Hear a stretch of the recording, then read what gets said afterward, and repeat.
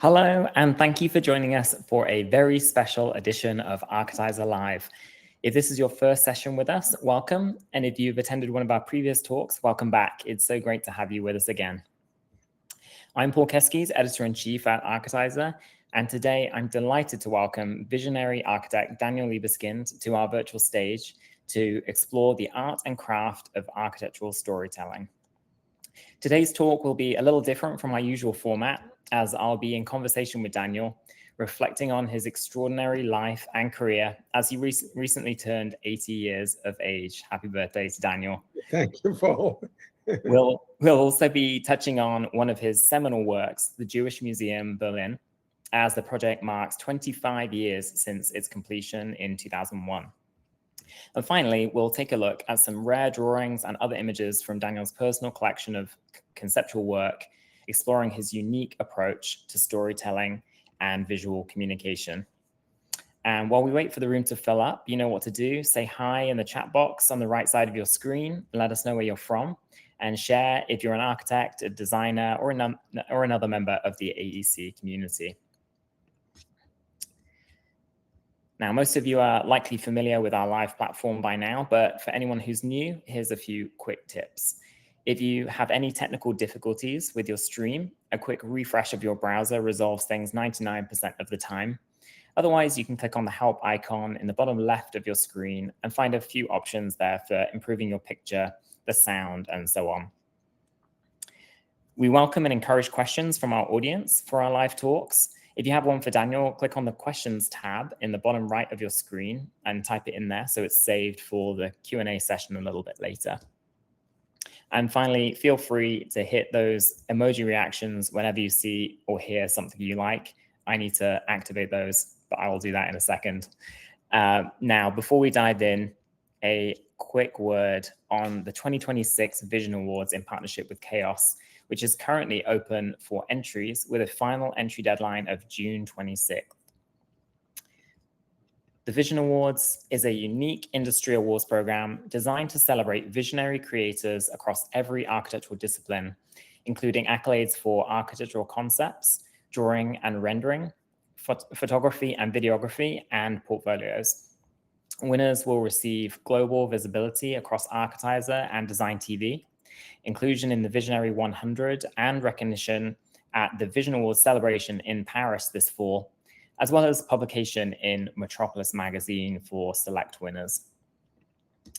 Entrance work will be reviewed by a jury of leading architects, designers, and creative leaders, including the likes of Daniel Libeskind, as well as Stephen Hall and many other renowned figures from across the AEC industry. So if you have any visionary work to share, we encourage you to start your entries and complete them before June 26th to be in with a chance of global recognition.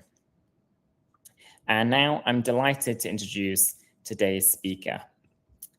Polish-American architect Daniel Libeskind is a globally recognized figure in architecture and urban design. Guided by a deep passion for music, philosophy, and literature, Libeskind creates architecture that is emotionally resonant, innovative, and sustainable. As founder and principal architect of Studio Libeskind, he leads a multidisciplinary practice engaged in a wide range of projects worldwide.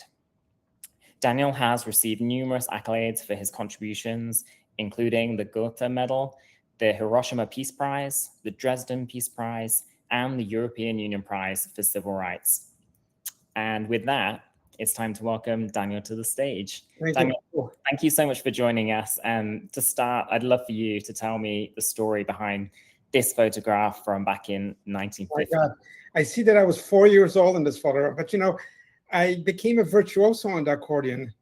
And as my wife says, you know, I used to make much more money as a virtuoso performer on the accordion than I do as an architect. But it was a strange story because I played the accordion. You know, I wanted to play the piano, but because, you know, I grew up in Poland, our neighbors were not very friendly, and my parents were too afraid to bring, you know, the piano through the courtyard. So they got me the piano in a suitcase, and it happened to be the accordion. And I really played it, you know, really almost all my life as a teenager and a young man. And I won, you know, the music prize in Israel together with Isaac Perelman, the great violinist. And Isaac Stern, who was the head of the jury, told me, why continue? You already have exhausted all the possibilities of the instrument. You got to do something else. So I changed my instrument to architecture. I love that. And the connection between the arts. I feel like so many architects have so many other artistic passions and pursuits. So it makes sense, and you started early, I guess. Very early, yes. But it's very similar to architecture. Music is very similar to the accordion, because the accordion, you have to infuse with your own energy through the bellows, the sound, and you have to sort of create enough volume of music to be able to communicate. So it's not so different from architecture. And of course, every note has to be correct.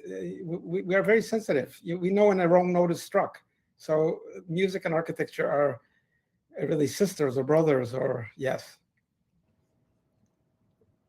Yeah, absolutely. Yeah, we know, when we hear that off-key note, we know when we see something that doesn't sit quite right with us, and also both produce so much emotion, right? I mean, they kind of spark emotion and inspiration at their best. That's a very good point. Music is very intellectual, of course. If you see a score of Mozart, of Bach, you see how intellectual it is. But at the end, music has to communicate directly, without any pretensions to anything. It has to communicate directly to your soul. And so it's the really definition of art. It goes from soul to soul with directness, and that's architecture as well. I love that. I think there's a lot of debate around, is architecture art? Is architecture, more about the function and utility of, providing shelter and things? But I think, it's clear to me that it's definitely both. So I think it's a great point to start. We're gonna be time traveling in a very exciting kind of way through this next hour. So our first jump is through to 1959, and this fantastic photograph appears that you're on board a boat, but I'll allow you to expand. It's what a destiny, if I think about it. I came to America as an immigrant on the SS Constitution. It was America Holland Line, and you see all the other immigrants. It was all immigrants, just like in older times. It was cheaper to go by boat than by airplane at that time. So this is a kind of historic, really, element of immigration to New York, and how amazing it was to be, a young person, a teenager. I just turned, 13, and to see New York for the first time. And all I can tell you is that, you can see all the photographs, movies, and the postcards from New York. There's nothing to replace the sheer amazement of what the city is like, especially as you pass the Statue of Liberty, which I did. And it wasn't just a hollow symbol for me. It was everything we dreamed about, because I grew up under, a totalitarian dictatorship in Poland. Communism was the evil system of control, and the grayness and solitude of that society really was part of my life. But coming here, wow, seeing the skies of New York, seeing the ambition, who would have even fathomed that dream? And it happened on the SS Constitution. So how appropriate, because what I love about America is its far-seeing notion of freedom, liberty, justice. That's what America is. Whatever else is happening around, that's the core of America. I love that, and I love that these moments were recorded. I feel like not every moment from the 50s were photographed so nicely to keep this record. It's super. And you have to remember, I came here. My parents were factory workers. We didn't speak the language. We have maybe two small suitcases. We were the classic immigrants, not knowing, what we were going to be, what the future would hold, for us. But one thing I remember is I remembered how fantastic the American people were. Everybody was friendly. Everybody smiled. They communicated with their hands. It was just a feeling that this was an amazing place. Fantastic. How long is that journey on a boat? I think it was, oh my God, it was 2 weeks or something. Yeah, it was a long journey, and all you see is water, and you dream of, the destination, which is almost mythological to you, because who would even understand what does it mean, New York? But when you see New York from the water, from as you enter on the Hudson to the piers, the buildings look unbelievable. It's now we've gotten used to photography of cities and buildings, but before that, late 50s, you never saw a city like that. You just saw it as a fata morgana, as a dream come true, and it still is to me. Incredible. Curious, did you know at this point that you wanted to become an architect, or that you had an interest in architecture? Not at all. No. I went when I went to high school. I went to high school in the Bronx High School of Science, which was a specialty school that produced more Nobel Prize winners than France. It was an amazing school, and I was kind of stuck in it because I was in a program that Kennedy made to catch up with the Russians in space technology. Now, I didn't want to be there, but I was somehow in that school, and I never knew an architect, I never knew a lawyer, I never knew a doctor, I never knew an engineer. I knew people who worked in factories. That was my context, my community. And so architecture was far from my mind, although I always loved, mathematics. I painted all the time, I drew, I was interested in history, and somehow all those things wound up in the discovery that architecture combined them all. That's great. Yeah, I think if you have a passion for the arts and the sciences, then architecture calls. I feel like I also had that experience. And yeah, it's everything connects, right? Everything connects to architecture in so many ways, history and politics and art. And you can't kind of separate one from another. Although I have to tell you, when I applied to the Cooper Union in New York, I remember the committee asking, why would somebody with my background in the sciences and in physics go into architecture?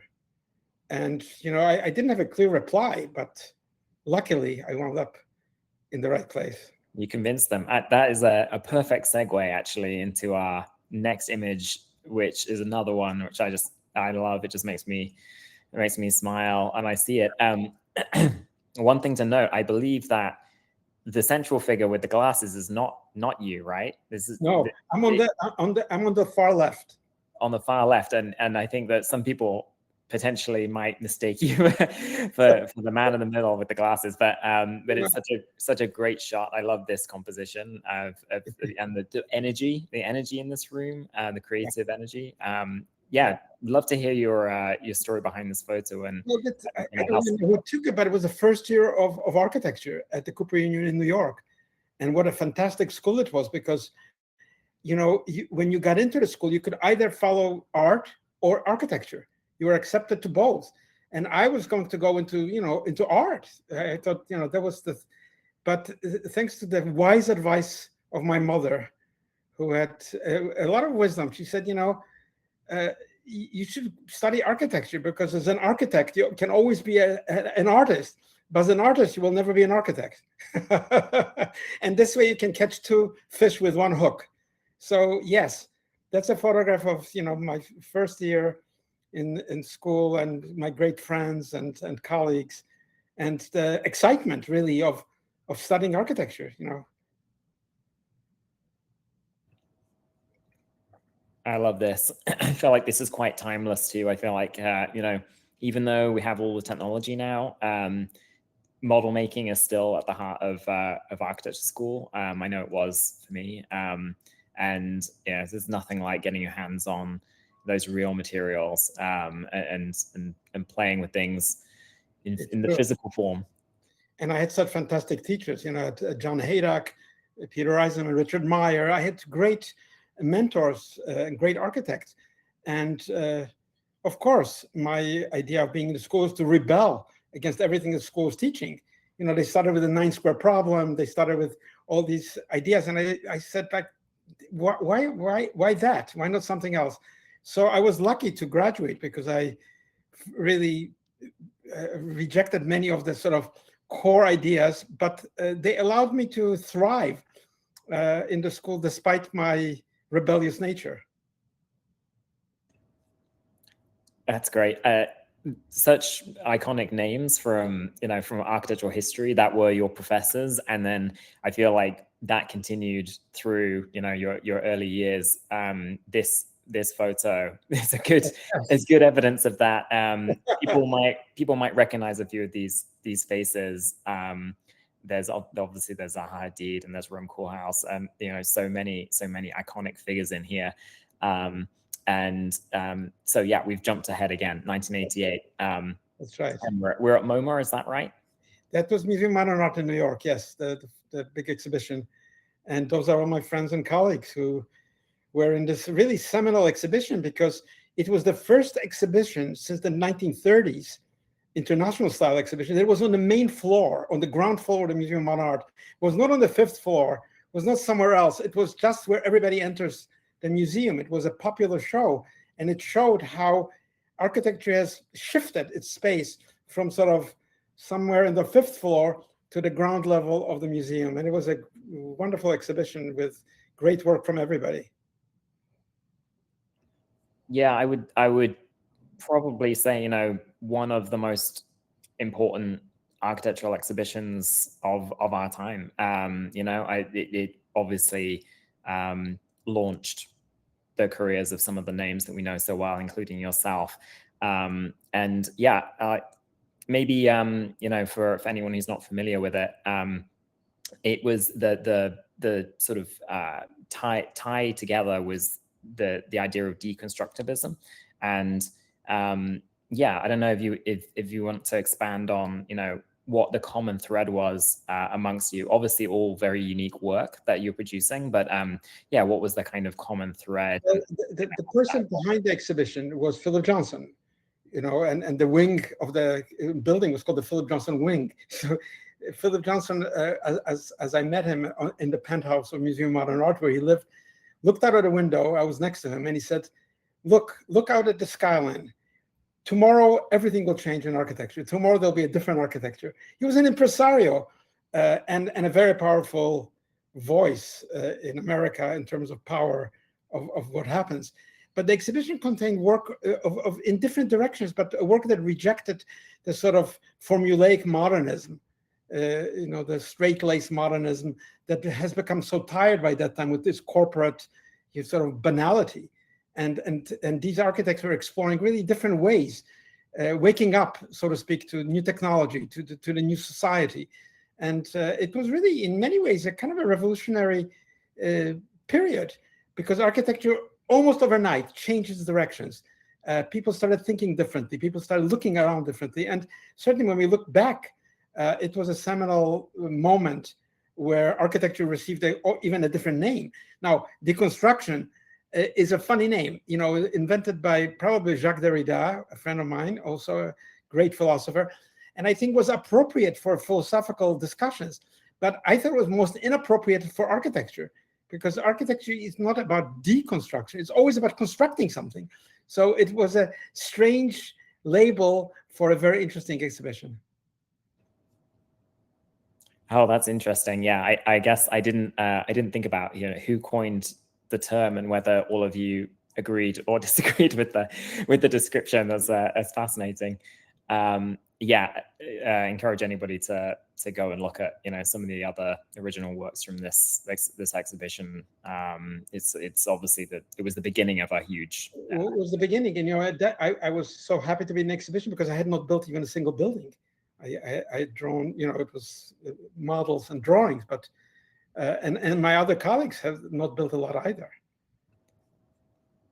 Yeah, I guess this was a gateway into practice, which takes us on to our next image. I actually don't know if this is from 1989, but I do know that you began your practice in 1989, and it was with this very important figure in your life, personally and professionally, Nina. So I'd love for you to tell us about the two of you and how you started.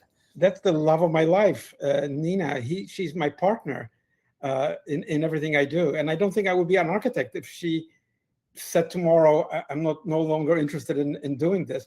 But look, when we started in Berlin, after I sort of won the competition. What does that mean? Just you get a certificate. There's no reality to it. You know, it's one of these tickets to oblivion. And I turned to her at an intersection of streets in Berlin, and he said, "You have to become my partner." I said this to Nina, and she said to me, "How can I be your partner? I've never been in an architect's office in my life." And I said, "The same thing applies to me. Really, I've never been to architects, maybe for one day or two, and I didn't like it very much." But that's how we started. We both knew very little about what do architects do, and what we knew about it, we didn't like. So yeah, she's my partner in crime, and partner in passion, and partner in seeing the world in ways that are creative. Wonderful. Another great image. I love this. So there are so many more images from your life that I would love to share. We could talk about that for the whole hour. But since you're a juror for the Vision Awards, we wanted to sort of dig in a little bit to how you tell a story through your drawings, through your images, and how you kind of communicate visually, and particularly as it relates to this very, very significant seminal work of yours, the Jewish Museum Berlin, which is celebrating its anniversary this year. So yeah, to start with, we have this this abstract. I mean, to me, it like almost reads like a plan, but it, I guess it's an abstract piece. I'd love to hear the background behind this drawing as a starting point for the project. Well, in a way, it shows kind of the rupture in the project itself. The project deals with history of erasure, of an abyss, 6 million murdered, but, 20, 30, 40 other millions murdered as a result of the war against Jews. And so, this is not a project that I went to the library to research or to the archives. I didn't have to research it. I knew it. It was part of my life. I grew up in that abyss, in that void. My father once counted, we had no family really almost left. 85 members of my family were murdered. So I understood, you have to communicate this in a physical structure. You have to tell the story somehow. It cannot be just done with words. It has to be done with light, with materials, with a kind of narrative that can be deeply embedded in your body and in your soul. And so this drawing kind of represents that star, the rupture, the center, which is really, as opposed to being an atrium or a social space, it's a kind of disruption of it's a void, I call it. And of course, it's not easy to build such a structure because, it's a public building. Everything costs money. And people say, why are we building a piece of the building, which is not a museum, which is nothing can be shown there? And my answer was always, you have to have in the center of the museum something which has nothing to do with the museum. It has only to do with that which can never be shown in any museum, which is the absence of its spiritual sensibility, spiritual carriers of that meaning. And so I used drawings and various devices to build that story because it has to be told in an architectural way. It cannot be told just in words. It's so powerful. And yeah, as we move along here, I think, I love the combination of abstract sort of explorations and then, producing something like this diagram, which is a little bit more sort of, you can read a form, you can read a volume. Yeah. And I paired this with an image of the museum from above, that helps you to kind of read this volume. Yeah, would you like to sort of expand a little bit on this? Yes, well, first of all, this was an international competition with hundreds of entries, but I did something that no one else did. I did not provide bridge between the Baroque building and the new sort of extension, because I thought there is no such bridge between what happened between 1933 and 45 and the Baroque history of Germany, of Berlin. So my building is disconnected, but it's connected, and you can see this on the bottom of the left diagram, in the underground. There's a kind of overture of different places that, one of them leads you to a dead end, which is the Holocaust. That's the end. There's nothing more to say, just a slit of light along an echoing chamber. The second road leads you to the Garden of Exile, which is really, Berlin is exiled from itself. It's a different city after 45. And then the third road, the longest one, leads you to continuity. It's a stair that leads you upward to the different floors of the museum. But it doesn't end in an atrium either. It ends in a kind of aporia, where to go. So the building has this zigzagging force with a central line that is cut and disconnected, which you cross as a bridge 60 times. And I had many ideas. They were not all architectural ideas. They were ideas from literature. I call them para-architectural, from music. I wanted to compete in opera. I wanted to open a dead-end street of a great German writer, Walter Benjamin. So I used various methods to try to communicate this complex story, but make it very vivid to the visitor who doesn't know much about that history. Yeah, I think that the contrast between these two buildings is extraordinary, and that's so striking, especially from the air. I love this image. But yeah, as we sort of journey inside the building, I paired these two images together because they reminded me of one another. I don't know if that was intentional, but the sort of damaged library. This is an archival image on the left, historical photograph on the left, and then the modern day museum on the right. Is there a correlation between these? And what were you thinking? What were you thinking around the structure that we see? Well, the photograph is really an amazing photograph. After the bombing of Berlin, there's still people looking at books at this ruin. It wasn't directly in my mind, although the photograph is so memorable. Who knows? Unconsciously, probably was there. But these beams, these diagonal beams at the central sort of stair core, were necessary to hold the wall to the building.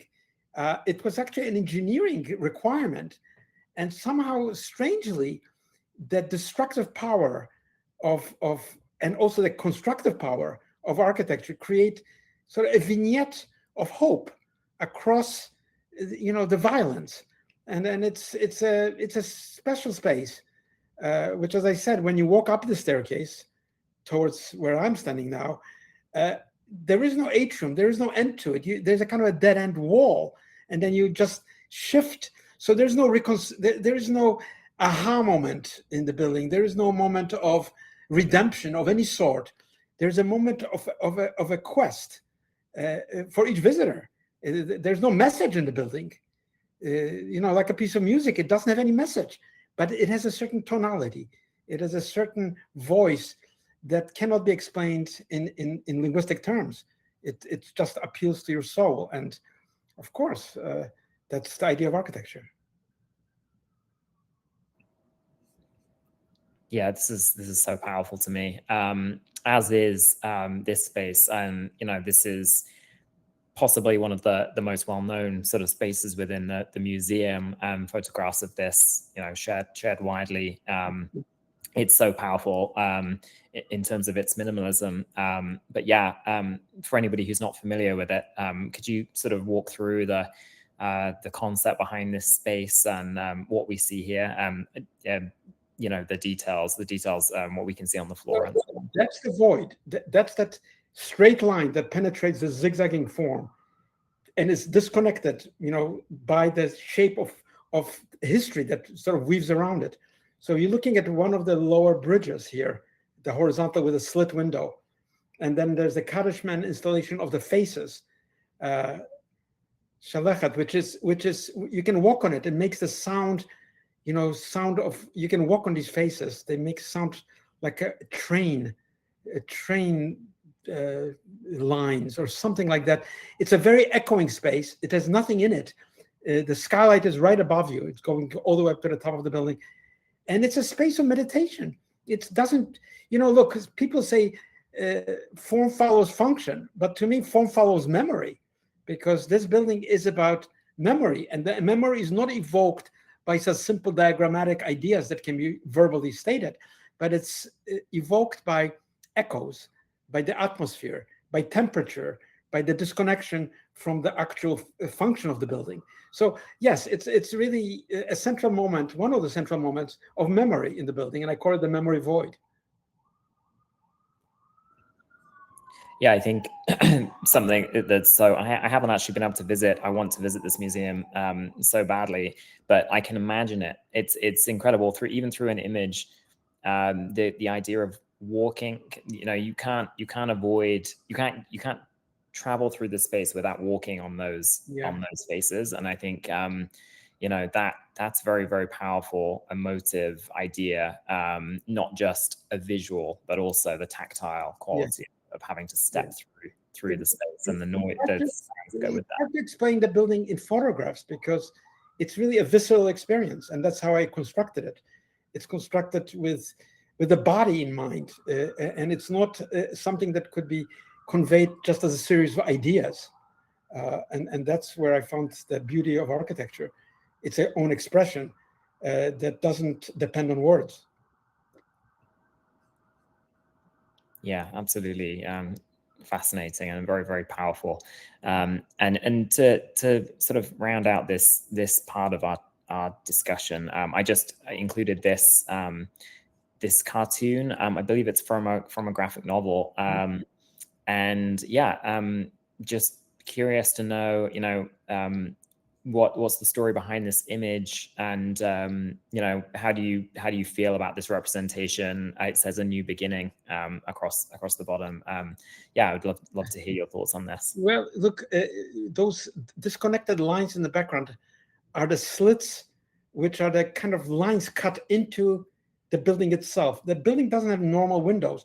It's really a map of Berlin connecting Jews and non-Jews across this abyss, back again through kind of topography that is imprinted on the elevations of the building. And so that's what those lines are really the internal elevation lines of a certain space. And I see the characters, the mouse, and yes, they're standing and looking at the project. Yes, and of course, Mouse as a cartoon dealt with the story, but my story is different from Spiegelman because in my story there is hope. You couldn't build a building without hope, and hope for a better world, hope for an understanding world, and we need it today and every time.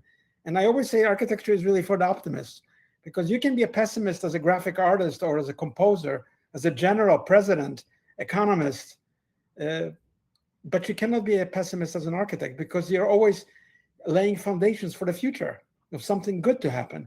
And so, yeah, that's kind of this image, is this strange mouse-like image is part of that. I love that. If that's one of the main takeaways of today, I think that's one for everyone to keep in mind. You can't build without hope. I love that.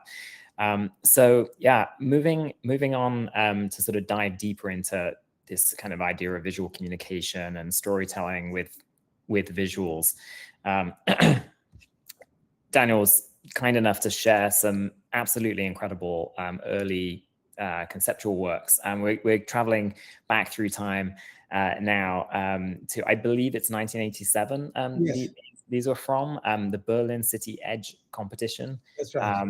Which I read it was part of a major urban renewal initiative in West Berlin. That's right. Competition, which you won, I believe. Yes, I'd love to hear the story behind these stunning drawings. Thank you. Well, these were drawings of a project that I won in the competition. Unfortunately, when the wall fell in 1989, the site became privatized and so on, so the project could not happen. But I designed this kind of diagonal building, diagonal housing block with a circular elevator on its elevations, lifted up, starting on the ground level and sort of diagonally moving upwards, with new kind of social spaces, with a kind of idea of a new typology, a new sense of reality. Yeah, it was one of the projects that was the first competition I ever won. And it gave me a chance to develop many ideas that were so important to me and still look interesting when I look at these drawings. Absolutely. I love these kind of, very, very, they have great depth to them. I think that the section drawing, especially on the right, you can kind of see it going back into infinity. Really love this. Right. And yeah, this is this is so so wild. I love this, the kind of maximalist quality of this drawing. This, we're going back even further in time, 1979. This drawing is taken from the Micromegas series, and it has a wonderful title, Dream Calculus, I believe. Yes. Yeah. So yeah, what's the story behind Dream Well, Calculus? look, I was an architect. I was trained as an architect, but I wasn't interested in drawing utopian buildings or imaginary buildings, because I thought, if you don't have a client, you don't have a social context, you don't have money, it's a waste of time to do these sort of fantasies. So what can I do as an architect? I can create a kind of my own treatise, like Palladio created his own treatise, of ideal villa, the ideal geometries and the ideal urban plans that, given a realistic figurative project, could be applied to that project. So I didn't think that I was wasting my time, although a lot of my colleagues and other people thought that's a waste of time. But they were wrong, because these drawings really were a path that I created to architecture, and they were a real path. They were not escapism.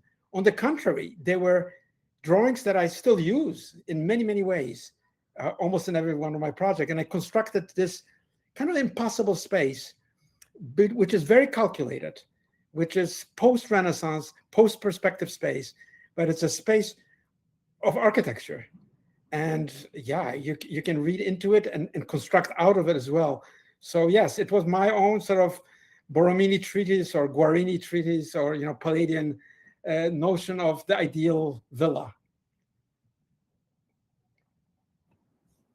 Fantastic. I love, I feel like you can see a language, you can see a kind of a visual language from this piece that kind of runs all the way through to some of those more contemporary works and the projects that actually became reality, which I think is really interesting. This we're gonna switch mediums a little bit here. I believe this is 1983, Yes. and a part of a series of abstract works, paper, collage, and paint on board. Yes. Now I've read, and you can tell me if this is right or not. I've read this series speaks to the future of a city besieged by an unknown infection. That's right. That was done before COVID. But I thought about, a city being besieged by an unknown pathogen that seeks to destroy the city. And I did it, I called it Theatrum Mundi, this series, to create a sense of kind of topography of how we can enter that city, how we can go through it and reach some positive horizon within it. So yes, I was aware that the city is threatened from all sides. Look, the center of Denver is 40% unoccupied. The people have left, the city, and nobody wants to move back. And it's, the homeless and crime. How amazing that a great city has lost almost half of its population, and the buildings are standing empty. So there are different kind of threats against the city. And this was kind of a response of mine to what the future will bring to the city. And I think in many ways, it has proven, in many ways, sadly and true, but also we can see attempts to how to navigate a new story out of this. Yeah, fascinating. This was so many years before the pandemic, but here we are on the other side of it. And sometimes these works take on new value, I think, to explore in retrospect. Well, because the city is really, we think about it as a physical entity, but it's actually a spiritual entity. It exists only because we have faith. And without the faith, the city vanishes. And so faith is the most vulnerable of all things in the world, because it doesn't depend on us. It comes from elsewhere. And so responding architecturally to it requires a certain discipline. And I was kind of obsessed. And yeah, it was part of my path. And I always say, my path to architecture was not by being apprenticed to a builder, was not, working in offices. My path was apprenticeship to the masters of drawing. I apprenticed myself to, Borromini. I apprenticed myself to Piranesi. I apprenticed myself to Alberti, to ancient scribes, to medieval masons. And that was my path. And how strange and how lucky I was that path led me also to actual practical architecture. Fascinating, absolutely. So yeah, for our final image, I wanted to go 3D because your models are just absolutely wonderful to me. I love the intricacy of this. This is from 1985, and I believe it's a part of a series again. And this one is called Memory Machine. That's right. So yeah, what does this mean to you? Well, I did 3 machines, which won the prize at the Venice Biennale in architecture. One was the reading machine, which was a great wheel where I wrote the books that themselves turned to the wheel. Then I did a writing machine, which was also an interactive machine of how to make a city. These were for the public to engage with. And this was the memory machine, which is very, there are many reconstructions within it. The memory theater of Giordano Bruno and Campanella, Kafka's notion of the Odradek.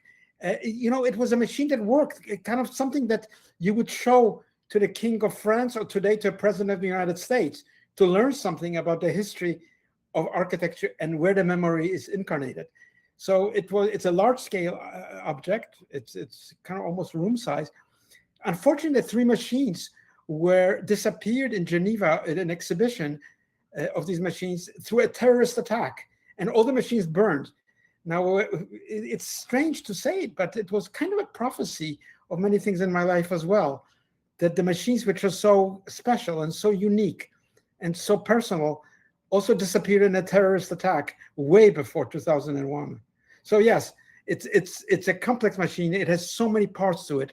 Almost every square centimeter of this machine has a reference to history of the things that I love and of the theaters of memory from which architecture comes. Now, remember, Giordano Bruno said that you could really be an encyclopedia of the world if you could memorize all of the architecture. So if you go through Rome, you could enter every building and you could put a text that you could remember by remembering what the building was about. And he said, if you run out of Rome, if you already memorized all the buildings of Rome, you can go to Paris, so there's more buildings. So yes, this was a kind of a small theater of memory that I built. And it was a useful device because I used it. Fantastic. Yeah, I'm so sad to hear that they were lost, but I'm glad that we still have this visual record at least. And you get to explain the concepts behind it still, even now. So at least with memory, as long as we can hold on to memories in our mind, they're never completely lost, right? If you think about it, it's memory is like a puppet theater. There are strings being pulled in our memories. And according to Plato, there's sort of one golden string, which is a string that doesn't pull you. You have to go with it because that's the golden string attached to the gods. So this was a kind of puppet theory of memory. All the things that were important to me are lodged in this object and can be brought to consciousness and also released out of it into the world. Fantastic. Yeah, I love this. It also reminds me a little bit of a musical instrument, as we were talking about at the beginning. So yeah, just kind of switching gear now. We've got just a few minutes until we'll do a few questions from the audience. But yeah, I just wanted to sort of remind everybody that architecture is also, a real built form. Here are a few of your reasonably recent built works in the past few years. I haven't planned anything in terms of what we might talk about around these for very different projects at different scales and different places. But yeah, I don't know if you want to pick out anything from this slide that stands out to you looking back over your career. Well, every project has to be unique and related to the place where you're building and related to the core of the ground on which it is based. But the ground is not the ground we walk on. The ground is the invisible ground of memory. It's not easily accessible. You have to do it through memory. You have to do it through some some reincarnation in another time as well. So whether it's ground zero on the bottom right, which is not about shaping a single building, but about shaping a neighborhood that resonates with something of the past, but also opens up a different hope in the future.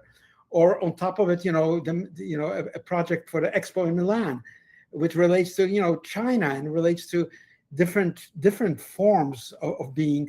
Or on the bottom left, Dresden Military History Museum of Germany, this form that cuts through a historical building that used to be the building of German military history from the beginning of time.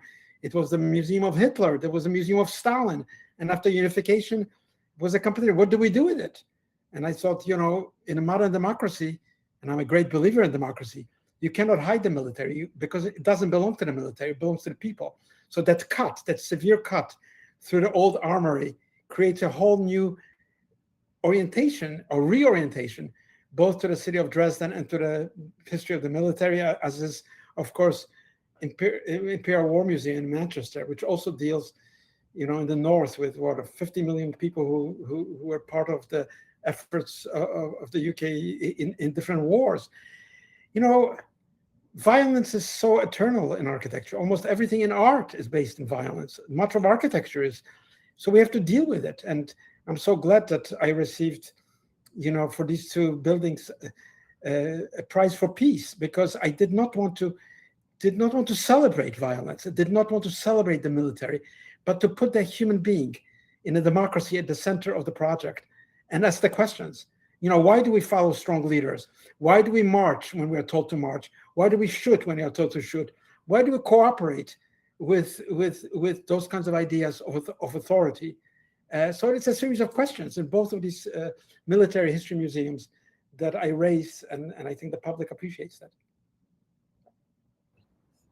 Yeah, fantastic. Great examples of, we're talking about the idea of a vision, having a vision, great examples of bringing some of those visions to reality. And, however bold or kind of ambitious an idea is, it doesn't have to stay on paper. It can be brought all the way through to built reality, as long as you have a client that believes and a designer that can follow a vision through to completion, which you've obviously done so many times. Switching over to the future, our final spot on our time traveling journey, a few projects that are kind of underway on the drawing board, and yes, things we can look forward to. Well, on the upper left, you have our project in Paris for housing at a great big station, interchange station of trains. And again, it's how do you create in Paris with its amazing history, from the Eiffel Tower to its origins, such a beautiful city. How do you take the light of Paris and how do you enliven people's lives, with housing and streets? On the upper right, the Tree of Life Synagogue in Pittsburgh, which is of course being completely transformed with a memorial, with a new activity, with a new sense of space. On the bottom left, great project in Antwerp, the Borentoren, the Farmer's Tower, which was the Art Deco building built in 1930. Believe it or not, was the tallest building in Europe, and built. It became a headquarters of a bank, and now my client has bought it, and it's going to be the Phoebus Foundation, great museum, public spaces. Of course, it's an icon. It's a historically preserved monument. So one has to be very sensitive how to do it, mostly internally, but there is that panoramic cube on top, which will illuminate the beautiful city of Antwerp right next to the cathedral. In the center is the project in Prague, one of the most beautiful cities in the world. And it's really a whole neighborhood, Rohan City, very close to, Wenceslav Square, in a 15-minute walk to the center of Prague, this beautiful site where people will have a chance to live in a high-density neighborhood with parks, with public spaces, with a sense of the history of Prague. And of course, this place suffered history as well. All the bells of churches were melted by the Nazis, by the Germans on this site. And yet I wanted to bring back the sound of the bell through the composition of many buildings here. And on the bottom right, that's, of course, Dubai, 2 towers for Baccarat.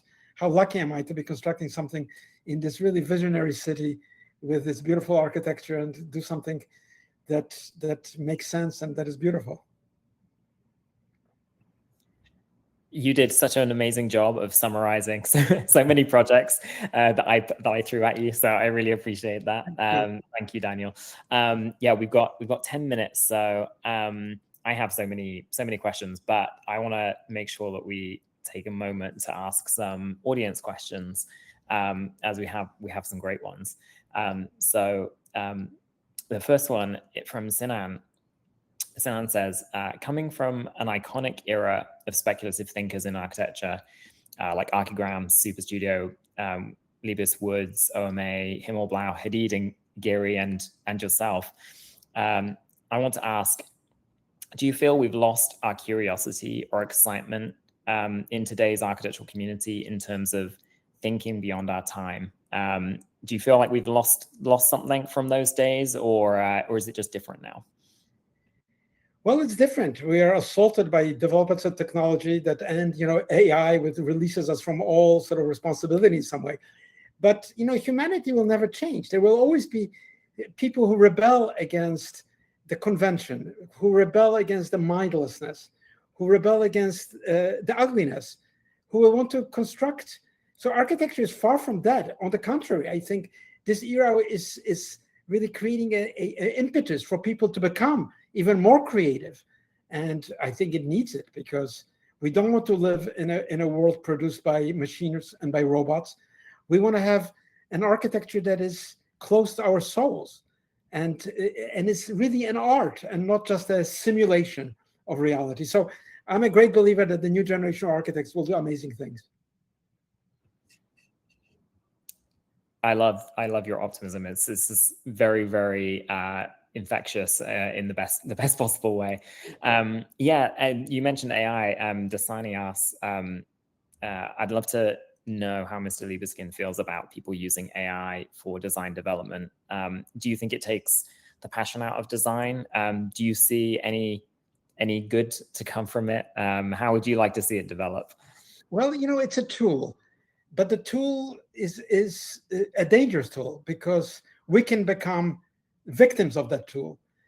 Look, it's not a new idea. The Tower of Babel, the idea of a universal language. There'll be a universal language, which is the algorithm, the mathematics of big language models, and it'll be a dictatorship from the top down. But we know the Tower of Babel. We know the story. It was destroyed because no universal system can overcome humanity of people.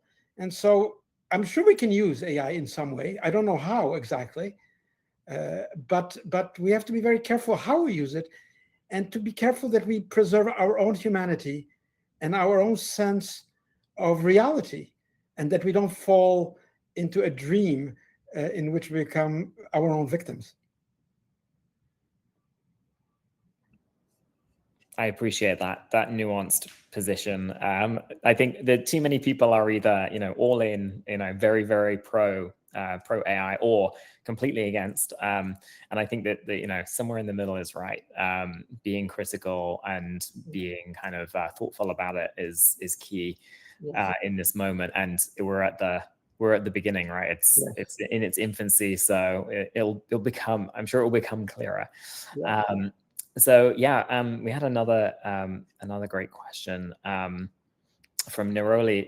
I had the pleasure to visit the Jewish Museum, and I still vividly remember the sound it evokes. I'd like to know Mr. Libeskind's opinion on how sensory circuits impact architecture. Do you believe that the impact is visible just in memorial type architecture, or can it be relevant to all kinds of architecture? Well, it's definitely relevant to all architecture, because memory is what we are. Without memory, we are just Alzheimer's patients, not knowing where we're going and where we came from. So memory is, to me, the ground of architecture. That's the foundation. It's not the physical earth, it's the memory which is the ground. And of course, we have to be guided by things that they have value, that are open to a democratic process, that have a transparency to them. that are about human freedom and human liberty. And architecture, of course, is not a political engagement, but our architecture has a lot to do with resisting complacency, resisting sort of that dictatorial sense of marching in a straight line. And I always admired architects whose works could not be used by dictators to create a city. Those are the architects I follow, whether 1,000 years ago or today.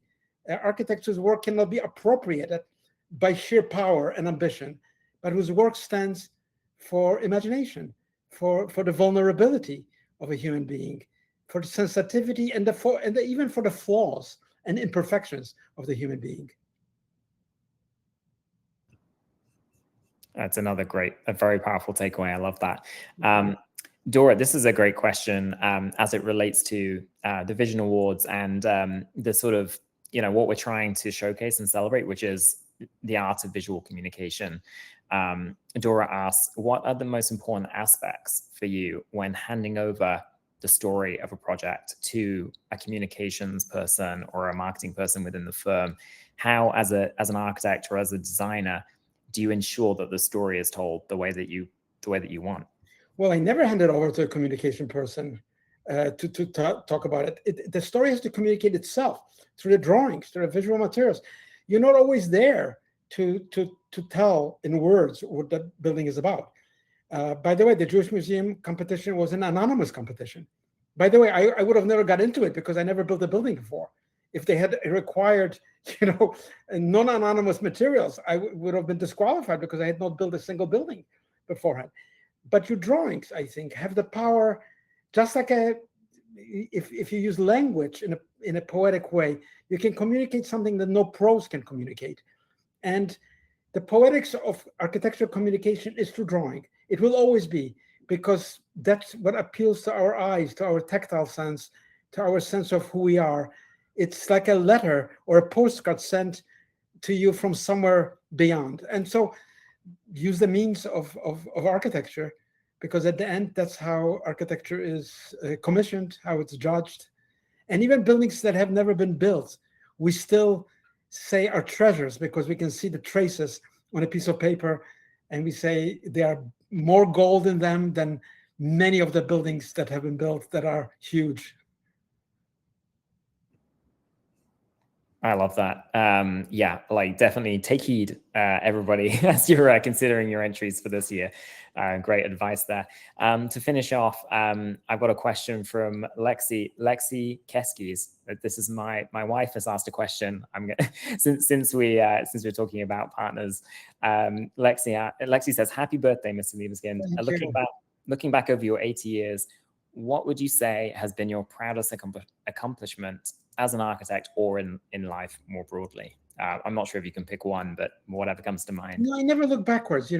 Shakespeare in King Lear says, age is unnecessary. That's all he says. Age is unnecessary. So I'm not looking backwards. I don't look backwards and look at my work. Not at all. I look forwards. I'm so lucky. I have so many new horizons, new possibilities, meet new people, new environments, new countries, new languages. That's the luck of life, to be open to something unexpected. And of course, to be open to the stranger. And that's what architecture is for. It's not for us. It's for the other, the one who we don't expect to open the door, but we have to make a door that opens to the complete stranger, to the complete unknown. Fantastic. Your greatest accomplishment is still to be written. I love that. I love that. And that's a wonderful way to wrap up. I'm so privileged and honored to have been able to have this hour with you, Daniel. And I hope we can do it again sometime. I'd love to come visit your studio. You're always invited. Absolutely. Thank you so much. For everybody, if you're interested in the Vision Awards and you'd like to have your work reviewed by Daniel and our other jurors this year, make sure to check out the Vision Awards and sign up for the newsletter. And yeah, we're looking forward to seeing the amazing visionary images and visionary ideas that come to the surface in this year's program. But until next time, Daniel, thank you again, and thank you everybody for watching. Thank you, Paul. Thank you, everybody. Bye for now, everyone. See you next time.